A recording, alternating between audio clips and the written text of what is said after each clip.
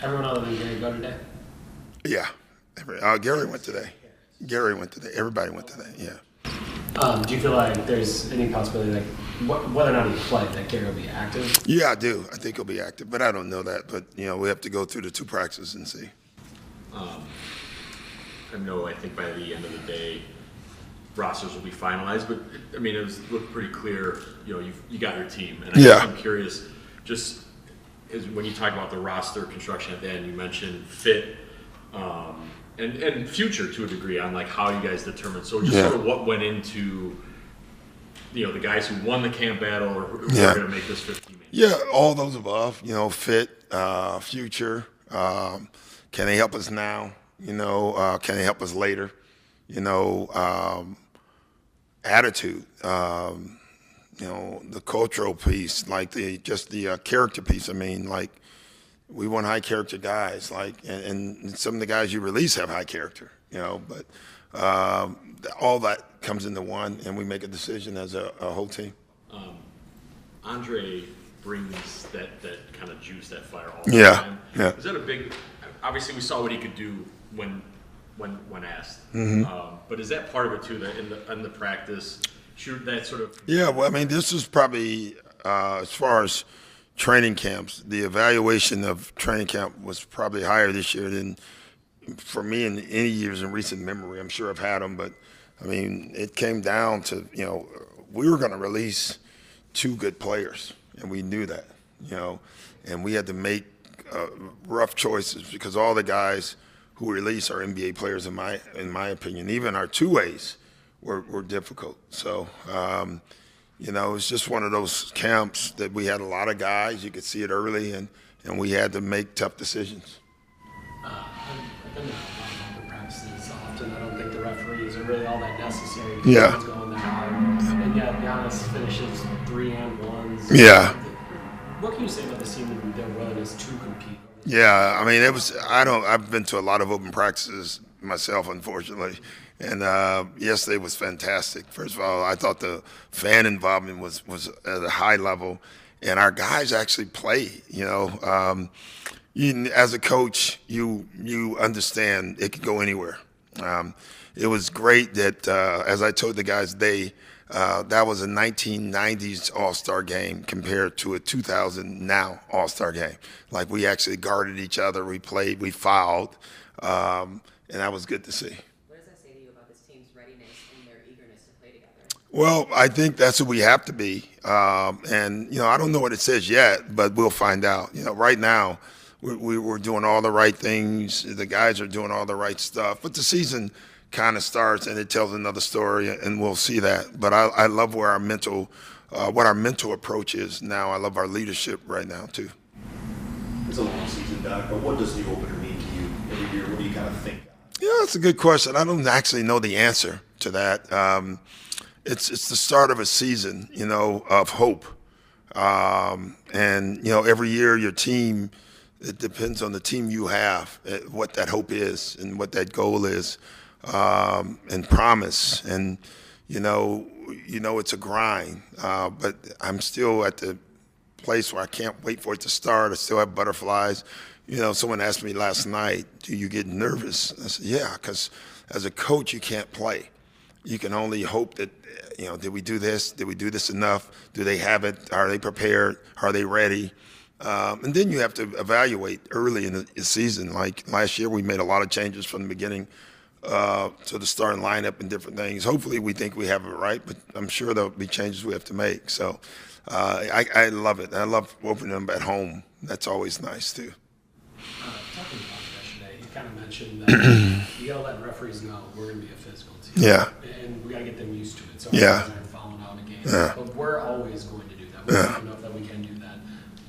What role do you maybe play in that? In letting officials know, like, hey, this season, like, we are going to be a physical. Well, I don't want to say this season to them. I just want our guys to play, and it's out there. I think not a lot I can do other than fight for guys that are not fouling and they're calling fouls on. But I think how we play will dictate that in his own right. Pat Riley wasn't up there telling guys, hey, let them play. You know, his whole rule was foul every time for the first 3 minutes, and they won't call them. They'll stop. They have to. They need a game. He used to always say they can't foul everybody out. They need the game to be played. And, you know, by the third quarter, it was a bloodfest, and it was awesome. You know, we can't do that anymore. You know, they may foul us all out now, but you do have to take it to a line. You know, you have to be smart. Like, the silly fouls will kill you when you're physical. Like the slaps, the fouling three-point shooters. That's not physical. That's bad defense. The Thunder were among the highest foul rate teams. Yeah. Orlando, I think, also in the top. Yeah. Do you feel like it's something more viable than since they've made? Yeah, the Thunder took it to a limit. You know, like, I thought they fouled all the time with the arms and the slaps. But again, you can't see them all. You just called one. I'm not going to call another one. That's just human nature, you know. The Magic were not the same, as kind of different. Definitely very physical, definitely the pressure. But I just keep saying, we're us. We're not trying to be anybody else. I think teams make a major mistake. You know, I always talk about Golden State. You know, everybody's going to shoot threes. Well, okay, well, you don't have Clay and Steph. Not real smart to just jack threes up. Play to the brand that you have, and that's what we're going to do. You'll be presented at some point a situation to make history with Giannis, Thanasis, and Alex. I realize games dictate things. Yeah. Usually a two-way player, yeah, just being real, like that rarely happens where a two-way player is on the court when Giannis is. So how have you thought about that? I don't think about that at all, honestly. Like, we're focused on winning, and if any of that happens, it happens. But that, I can tell you, that discussion has yet to come up until right now. So that's how little I'm thinking about it. Speaking of winning, what's it going to be like to see Chris Middleton on the other side? Yeah. Are you prepared for a Chris Middleton revenge game and then going on? Yeah, well, listen, I played for 8 years with the Hawks, and I loved that organization. And, you know, they told me they were going to trade me. They treated me great, and I tried to put 50 on them. Of course, I didn't have the talent to. That was the only problem. You know, well, Chris does. Chris is a great scorer. First of all, the fan reaction should be amazing. I have put some pressure on our video crew to, like, the Jumbotron, whatever, all the stuff we do should be amazing. Because he's a buck for life, no matter where he's at. Pat Connaughton's a buck for life, Brook Lopez. And so we lost 3 of those guys from last year. And Chris will be the first one coming back. And, you know, the Milwaukee fans are phenomenal. So, you know, it's so funny. Of all the places, the one thing I'm not worried about is, like, usually the question, if this was a lot of other places, or you think the fans are going to boo? Of course not. They're not. We traded him. He won a title for us, and he's a buck. And he's part of this community. And I think that's what people forget most. As good as he was on the court, I thought he was a superstar off the court, him and his wife, with all the things they did for the community. And that's awesome. Wait, so you put pressure on your own video team to make sure they didn't do what Dallas did to Micah Parsons? Yeah. We want to do I'm just a big believer. Like, we got to do great stuff for guys. We got to keep building our culture. You know, I even brought it up last year, and last year I thought the Bud video was good. I think it should have been better. Like, make it phenomenal and make everything.